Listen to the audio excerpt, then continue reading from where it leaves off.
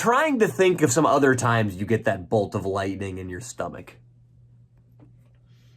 I don't know. When you run into somebody you hate in public. When you get called into the office in high school for being in trouble. It's hard.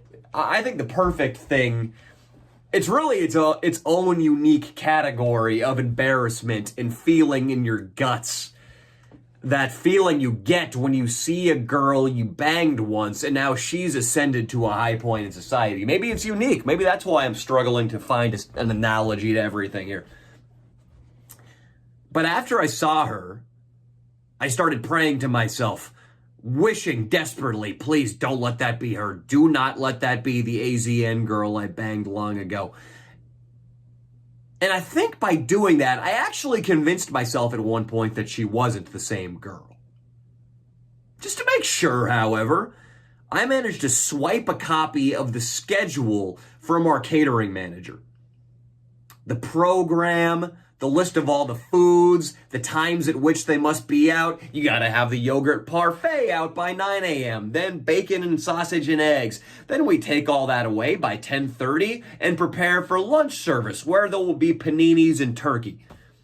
When looking at that, I saw an event organizer title with a colon, and the colon was followed by, oh yes. Or, oh no, as I said to myself then. AZN from YRL.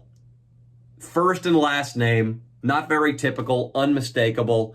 Shit. It was my third day on the job. I didn't have enough status built up there to send in some other goon to take my place. I was so new that I couldn't fake an illness and leave early. And I started thinking, is this going to happen all the time? I mean, I fucked near 50 chicks when I was at UCLA. Am I going to have to fucking run into 45 of them while I'm now on hands and knees swabbing up food messes? It wasn't a comforting thought. It wasn't at all. And every time I had to go back into that room for the rest of that shift, here's an analogy I can provide. It felt like if you had gotten out of an ice bath and then you were forced to parade across a stage in front of your entire high school. Your penis looking the least impressive it had ever looked. That was how I felt whenever I had to march out into that room and be there with the AZN from YRL. My eyes were glued to the floor. I think I succeeded in never making eye contact with her for the entire shift after the initial eye contact. But I was mortally humiliated. I could feel that she was. I could feel the eye diversion thing going on her side of the equation too. And it was miserable for everybody involved. Next up on the list, we have a girl named Lane, whose father was a pilot. I have that written down as if, like, she was the pilot. Lane, dad, pilot. 60% of what I remember about this girl is what her dad did for work. I banged her on the rickety sofa in my room. I got nothing else to say. So we'll move right along to Morgan, my second girlfriend ever. The 66th girl I banged. What to say about Morgan? The first time I saw Morgan was at a party at the frat house my first year there. She was dressed as a hot dog on a stick employee, and she had such a stupendous rack, and I had such a remarkable tequila drunk on that I had no qualms about looking at her cleavage while standing about 3 feet in front of her. We might have even been in a conversation, and I didn't care. I wasn't making eye contact. I was making tit contact with my eyeballs. What was that? What? Oh, your major's history. Oh, that's funny. My major's history, too. Yeah, history's really the best. That's what was going on. And she realized she had big tits. She was wearing a slutty hot dog on a stick uniform for a reason, so she didn't mind it that much. But I was intimidated by her. I didn't get her phone number. I didn't even talk to her the second time she came back to the house for Halloween sometime later. It wasn't until I had an awful outbreak of oral herpes that I finally made my move on Morgan. That's how you know she's a keeper. When she will still have you when your face is covered in cold sores.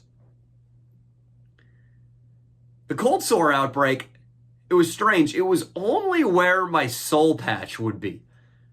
I think I shaved my face one day, and I use clippers now, but I used to just go at it with a shick. And sometimes I wouldn't even use shaving cream, or at the very least lotion, no. I would go at it dry, and it would cause a lot of skin irritation. Well, one day after shaving my soul patch, there started to be some bubbles that popped up in place of the displaced hair. I noticed it the next day in the mirror, and by the end of that next day, I realized, shit, you have awoken the herpes dragon. A cold sore is brewing, and it looks big. It was big, and it was repulsive. Just this bubbly patch from the bottom of my lip all the way to maybe the midpoint on my chin of just pure cold sore. It was revolting. I actually went home that weekend. I got my mom to book me an emergency flight back to Sacramento because I told her, Mom, you don't understand. I have a reputation down here. I have a reputation as a pussy astronaut. I'm an explorer. I'm a conqueror. I'm progressing science and technology. At least science and technology as far as it applies to getting ass. I can't be seen like this. It'll ruin my reputation. And my mom gratefully understood, booked me a $375 Southwest flight, and back I went to Orangevale, California. But when I got back down the following Monday, we had a date party event with a Kappa sorority, which Morgan was in. And something that happened earlier that day gave me a little bit of confidence going into this date party. I walked by my buddy Sohair, who was also in the fraternity. I was wearing a pair of blue blocker aviators, and I had my cold sore. And 3 days was not nearly enough to make this thing go away, so it was still there. And Sohair said to me, "Hey, Danny, kick-ass facial hair, man. You look like a fucking rock star." I said, "What?" He said, "Yeah, man, I love the Billy Bob Thornton thing you got going on with the soul patch." And I was like, "Thanks, Sohair." I kept on walking, but as I kept on walking, my posture got a little more confident. I thought, yeah, it's going to be dark tonight at this date party. Maybe I can get something going with the ladies after all. Fast forward a few hours. I'm sitting at the bar of this place somewhere in downtown LA doing scorpion bowls. Now, scorpion bowls were a staple of any self-respecting UCLA date party or sorority event. They bring you out a bowl, and they bring you out 4 or 5 massive straws. In the bowl is pretty much jungle juice. It's like a Long Island iced tea. I think those things aren't the same thing, but you get what I'm saying, right? It's something that's full of Kool-Aid and then 5 varieties of strong alcohol. Girls drink it down easily, tastes like fruit punch with just a little bit of kick, but after 1 or 2 of these things, the girls are shit-faced. I was doing those. I was posted up at the bar. I'd all but forgotten I had this awful outbreak. And who saddles up next to me but Morgan? A hot dog on a stick girl. Girl with the massive titties. And I'm looking over at her, and I'm thinking, holy fuck. She didn't have to sit here. She must be interested. We started talking. About what? I don't know. At this point in my UCLA career, though, I knew I wanted to be a writer, and I do remember talking to her about that. I remember talking to her about my dreams and ambitions.